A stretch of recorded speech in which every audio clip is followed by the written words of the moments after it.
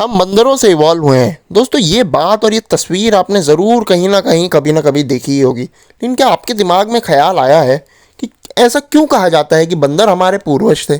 ना आपने ना मैंने अपने दादाजी को तो ऐसा बंदर नहीं देखा है। तो इसके पीछे जो कारण है वो एक नेचर का होने वाला एक फिनोमेना जिसे हम जानते हैं एवोल्यूशन के नाम से। तो दोस्तों, एवोल्यूशन को सिंपल भाषा में अगर बताया जाए तो वो हो सकता है एक स्लो और कॉन्टीन्यूअस चेंज जो कि लिविंग ऑर्गेनिजम्स में होता है, जिससे नई फॉर्म ऑफ लाइफ का जन्म होता है। फिनोमेना के पीछे जिम्मेदार होता है डीएनए म्यूटेशन। जी हाँ, वही डीएनए जो आपके, मेरे और हर एक लिविंग ऑर्गेनिज्म के बॉडी में प्रेजेंट होता है। दूसरे डीएनए में जो म्यूटेशन या चेंजेस आते हैं, ये आते हैं कि ऑर्गेनिज्म किस एनवायरनमेंट में है, उसी के अकॉर्डिंग वो अपने डीएनए में चेंजेस लाता है। एवोल्यूशन की थ्योरी देने वाले इंसान थे चार्ल्स डार्विन। डार्विन एक 19th सेंचुरी के बायोलॉजिस्ट थे जिन्होंने एक किताब लिखी। किताब का नाम था द ओरिजिन ऑफ स्पीशीज़।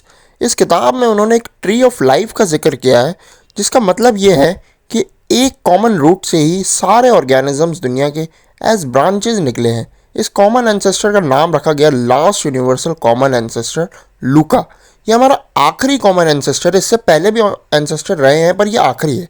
तब अगर हम एक बैक्टीरिया लें और एक इंसान के डीएनए सैंपल को लें, उन दोनों के ही डीएनए सैंपल में एक कॉमन लिंक मिलेगा जो कि रहेगा लूका से।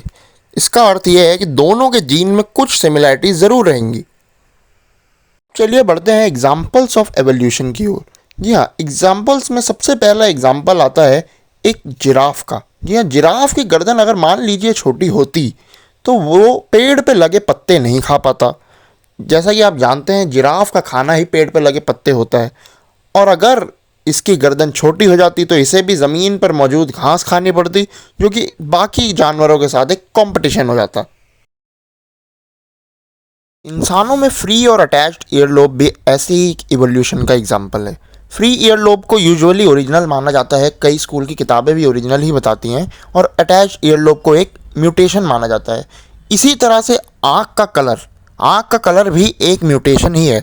जैसे कई लोगों का कलर ब्लू, ग्रीन, ग्रे, कई रंगों की आंखें देखी हैं हमने, वो सब भी एक म्यूटेशन का ही नतीजा है। इंसानों का एवोल्यूशन बेहतर समझने के लिए आप यह चित्र स्क्रीन पर देख सकते हैं। कैसे हम लूका से लेके आज मॉडर्न डे इंसान बन पाए हैं, उसकी पूरी कहानी इस छोटे से चित्र में आपको दिख रही है।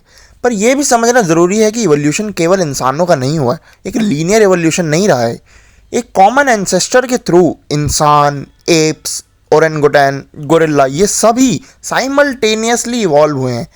आज जो भी प्राणी हम देख पा रहे हैं, ये सब साइमल्टेनियस एवोल्यूशन का ही नतीजा है। तो इसे लीनियर प्रोसेस मानना एक गलती होगी।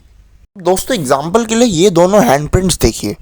एक है एक ह्यूमन का हैंडप्रिंट और दूसरा है एक गोरिल्ला का हैंडप्रिंट। इन दोनों हैंडप्रिंट्स की सिमिलैरिटीज़ देख के हमें ये पता चलता है कि दोनों ऑर्गेनिजम्स में कोई एक कॉमन एंसेस्टर तो ज़रूर है। अब ये बात जो है वो केवल गोरिल्ला तक सीमित नहीं। एग्जाम्पल लीजिए एक बनाना और एक इंसान, दोनों के डीएनए में 60% डीएनए मैच होता है। ये हमें केवल यही बता रहा है कि सभी ऑर्गेनिजम्स में कोई ना कोई कॉमन लिंक ज़रूर है।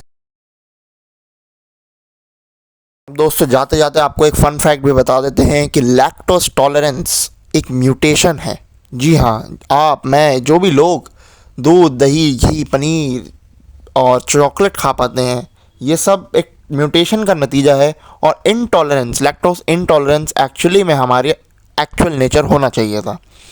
अब वीडियो इसी के साथ ख़त्म करते हैं। वीडियो देखने के लिए आपका धन्यवाद। अगर आपके कुछ भी सजेशंस हो तो प्लीज़ कमेंट बॉक्स में ज़रूर सजेस्ट करें, और कोई भी आइडियाज़ या किसी आइडिया पे आप वीडियो देखना चाहते हो तो ज़रूर कमेंट में अपना सजेशन डालें। इसी के साथ विदा लेता हूँ, मिलते हैं नेक्स्ट वीडियो में। तब तक के लिए जय हिंद, वंदे मातरम।